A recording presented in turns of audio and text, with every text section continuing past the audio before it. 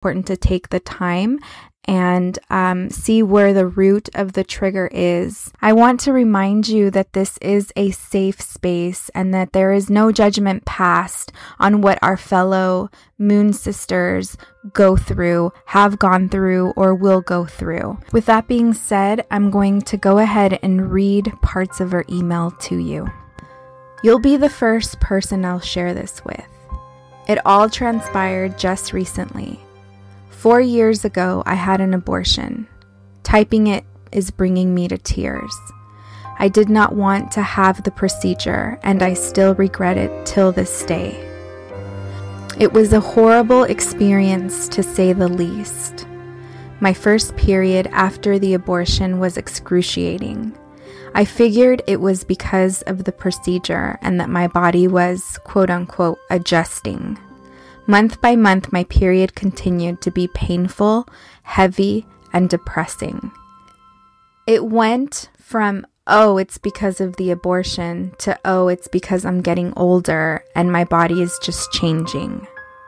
Life kept moving, and many things started happening around me. So much so that I never paid much attention to the change that continued to affect me every single month. It was bad, but I just dealt with it. Recently, I began to put myself first more often. I've learned to pay attention to myself and to get to know myself all over again. Around the time of the lunar eclipse and Mercury retrograde, I felt as though everyone and everything around me was in total chaos. Yet I was at peace. An indescribable peace. Nothing could faze me. I was one with myself. I started reflecting, meditating, journaling, praying, and I realized my body was angry. I finally got to the point of realization of what was happening for the last 4 years. I had been lost in the everydayness of life to even notice. My body was angry. I asked myself for forgiveness. I practiced self-love rituals, meditated, and prayed.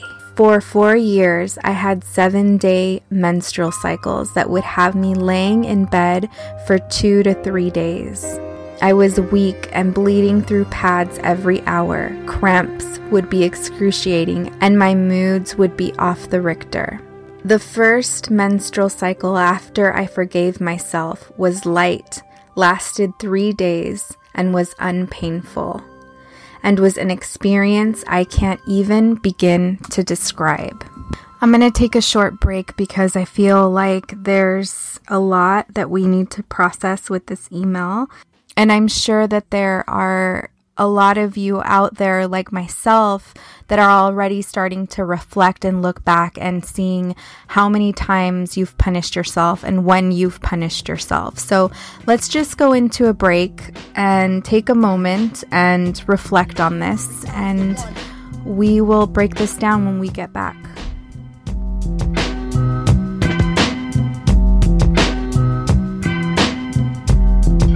Return to the one.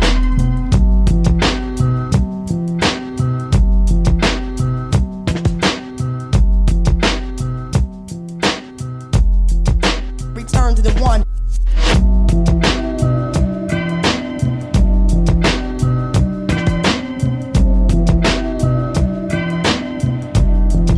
Return to the one.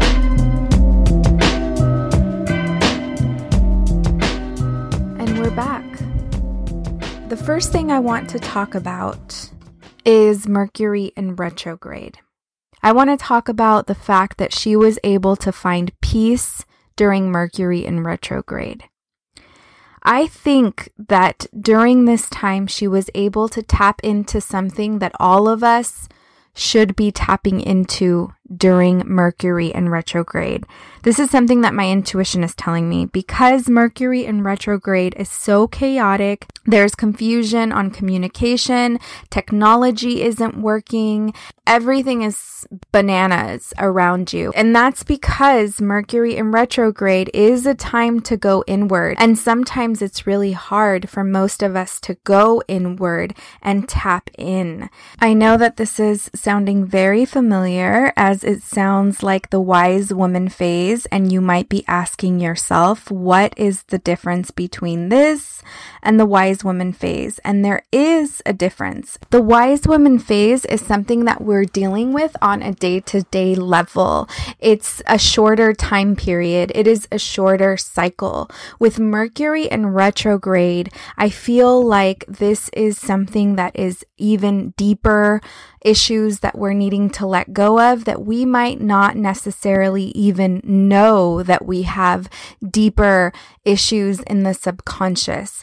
There are most likely triggers that are extremely painful. We might have thought that we had forgiven somebody, and then during Mercury in retrograde, we come to find out that there is still stuff in there that is triggering you that you still haven't been able to let go of. So I feel like Mercury in retrograde is dealing with the much more deeper, darker pain that the body is carrying. And in the wise woman phase, it's a little bit more on the day-to-day level. So it's kind of like Mercury is a deep cleanse. It's a time to really get in there. Our listener, we're going to call her Sabrina. I just made that name up. Sabrina intuitively identified that there was something that she needed to come to peace with and come to terms with during Mercury in retrograde. So first and foremost, that's the first lesson that we can get from this woman's story, is that is what Mercury in retrograde's purpose is. It is to quiet down communication with everyone that is outside of you and go inward and understand what lessons you need to learn so that you don't carry them into the next phase when Mercury goes direct. Sabrina was able to do this intuitively. She says she doesn't understand why, but this is how she felt. She felt at peace for whatever reason. And it was because exactly that. She was about to make peace with something that she needed forgiveness for. That was the first lesson that I got from her experience on paying attention during every Mercury in retrograde, what is being brought to the forefront. She was able to identify that. She knew that she had to pray. She knew that she had to meditate, and she knew that she had to journal. Had she not made time for self-care during this Mercury in retrograde, then she would have carried on this punishment until the next Mercury in retrograde. She would have continued to punish herself. And that takes us into the next lesson that I got from her email, which is punishing ourselves. Punishing ourselves over and over and over for the same mistakes. We also punish the people that we love over and over for the same mistakes that they've committed. I know I've done that plenty of times. And I think this is an important area to analyze, because I feel like when we are punishing the same mistakes over and over, we are also treading very dangerous waters, and that we can manifest these same mistakes over and over. So not only are we doing punishing for something that no longer exists, but we're sending that energy out into the universe, thus drawing it again back into our lives. So this is why it is really important to forgive and truly just let go and move forward. Otherwise, we are trapping ourselves and reliving the same experiences over and over again. This sums up the second powerful lesson that Sabrina has taught us through her experience as she, month after month, continued to punish herself for the abortion. And essentially, I believe that she was reliving it. We're going to take a short break and take a moment and just process what we've broken down so far, and when we get back, we're going to get into the third lesson.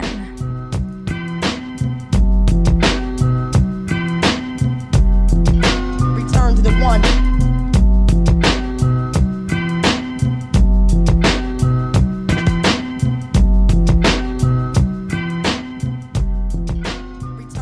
The third powerful lesson that I received from this email is our ability to develop a strong tolerance for pain. And I think that sometimes that strong tolerance for pain can sort of be addictive. So just piggybacking on the last lesson, which was punishing ourselves over and over again, I think that a form of addiction and tolerance begins to establish itself. So we, in other words, are always looking for the punishment. Where's the punishment? I'm supposed to suffer. I've always suffered. It's really easy to find comfort and to find a safe space in an energy where we're constantly suffering. And a lot of that has to do with beliefs that were passed on to us from our parents, circumstances that we lived through. This type of addiction or this type of tolerance for pain can also lead us to self-sabotage.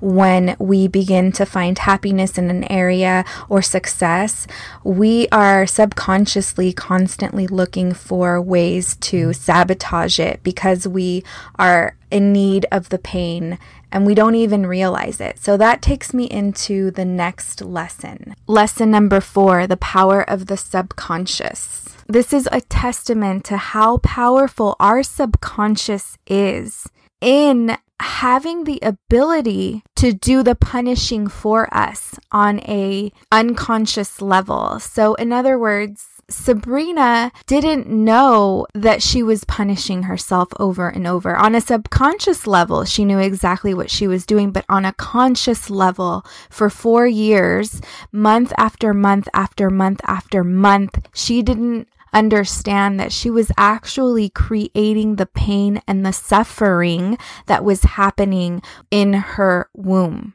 And this takes me into the last lesson, which is a lesson that we are all familiar with, and that is the power of forgiveness.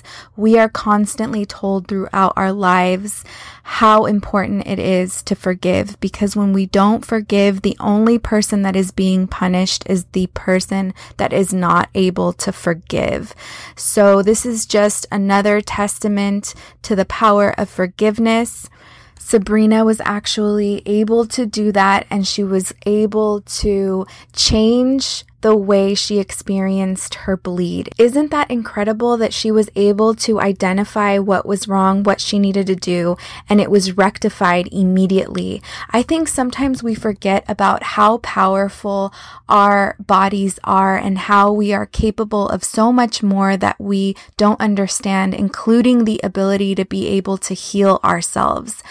I really wanted to dedicate this episode to her and to all of us, really, that constantly punish ourselves. I know that this could have easily have been chalked up to just one single lesson, but as I listened to it, there were so many steps that made the whole lesson. And if we just chalked it up to one lesson, which was forgiveness, I feel like we really miss important steps that it took for her to get to the point of forgiveness. So I feel like these were red flags that we can almost see manifest themselves in our lives and in areas where we need to find forgiveness and find healing. So I really wanted to take the time and just break it down step by step. I want to take a little bit of time, and I want for all of us, if we can, if you feel it in your heart, I want you to send amazing white light just pouring on to our moon sister. Just send her amazing rays of white light that are going to energize her and heal her and continue to strengthen her journey as she travels through the lessons that she needs to learn. And as you're sending this energy over to her, I want you to feel the karmic effect of that energy coming right back to you immediately. And I want you to begin to feel your body, your energy body, healing itself. Just take a moment to take that in.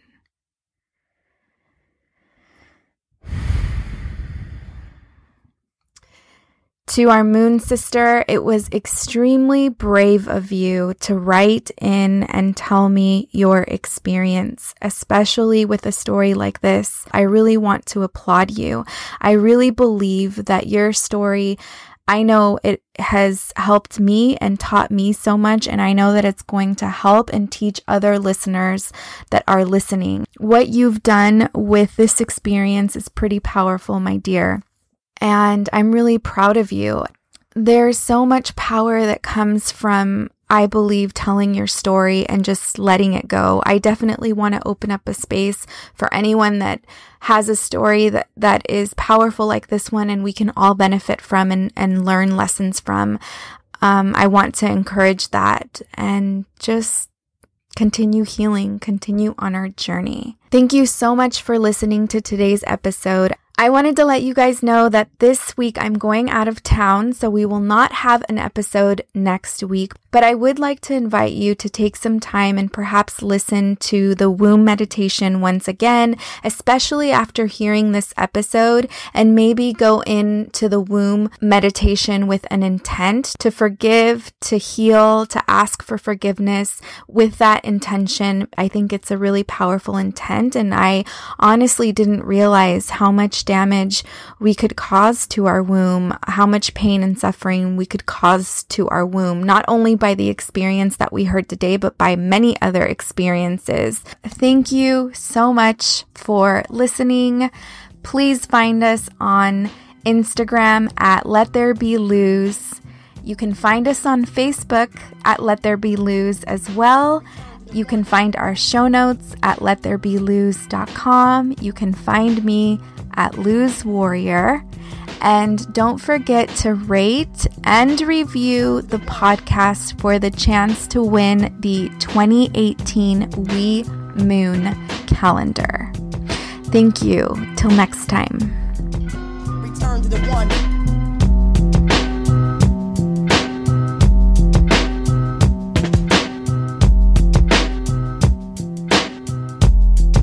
Return to the one.